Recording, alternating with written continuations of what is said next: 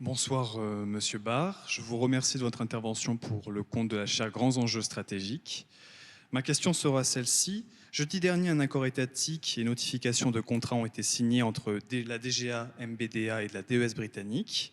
Par ce geste, les industries françaises et britanniques ont démontré la solidité de la coopération interétatique entre nos pays dans le domaine de l'armement.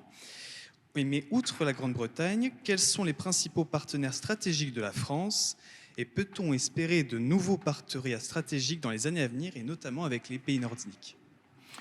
Alors écoutez, au-delà du Royaume-Uni, donc vous avez raison de rappeler que nous avons une relation de coopération en matière de défense et d'armement qui remonte aux accords de Lancaster House en 2010.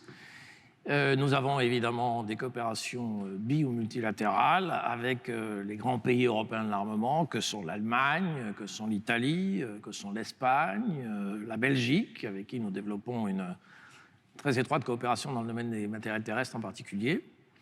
Et effectivement, grâce en particulier au programme européen qui est le Fonds européen de défense, le programme de la Commission de Bruxelles, cette coopération s'élargit de plus en plus à l'ensemble des pays de l'Union, y compris les pays nordiques. Avec qui nous avons des projets dans le cadre du Fonds européen de défense et des actions préparatoires qui ont été menées jusqu'à présent. Nous avons également des relations bilatérales. J'ai en tête, par exemple, la Suède, qui est intéressée par notre nouveau missile dit MMP, c'est-à-dire missile à moyenne portée, le nouveau missile anti-char dont nous équipons l'armée de terre depuis déjà plusieurs mois. Donc voilà quelques exemples de ce que nous faisons. Nous avons des coopérations dans le domaine de la robotique avec les pays baltes en particulier. Donc voilà quelques exemples de cette extension de notre panorama de pays avec qui nous coopérons sur une base bio-multilatérale en Europe.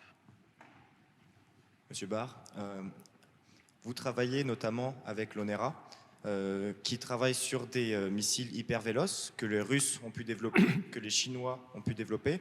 Ma question est sur l'Europe. Où en est-on par rapport à ces missiles? Est-ce qu'on est en cours de développement?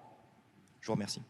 Alors d'abord, nous avons effectivement besoin de l'ONERA en tant que notre centre technique, notre centre d'expertise en matière de technologies aéronautiques, mais pas que. Je ne sais pas si vous avez vu la presse de ce jour, mais la presse de ce jour annonce que l'ONERA est en train de mettre au point un gravimètre quantique dont pourrait être équipé très prochainement notre marine nationale. Et donc il n'y a pas que les techniques aéronautiques qui nous intéressent dans l'activité de l'ONERA.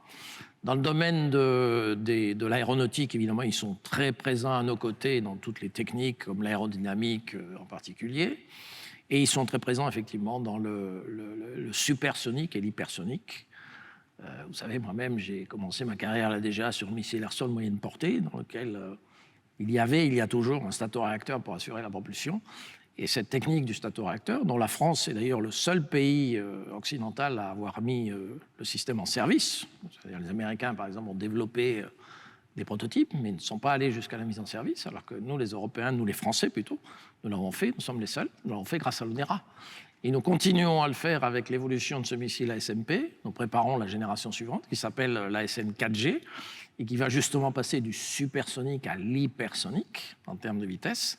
Et nous avons également des activités de démonstration technologique sur des véhicules un peu différents, qui ne sont pas propulsés, des planeurs hypersoniques. Nous avons commencé des activités de développement technologique dans ce domaine. Je vous remercie.